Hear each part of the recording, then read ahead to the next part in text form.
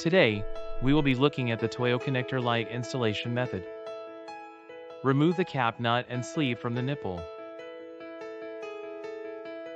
Attach the nipple. Make sure to tighten it securely with a tool.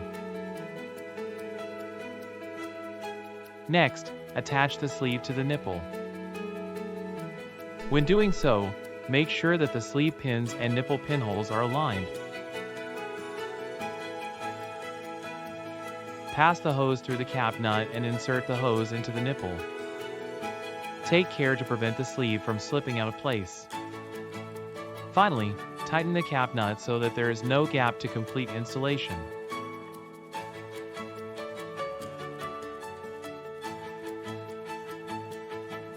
If this video was useful to you, please subscribe to and like the channel.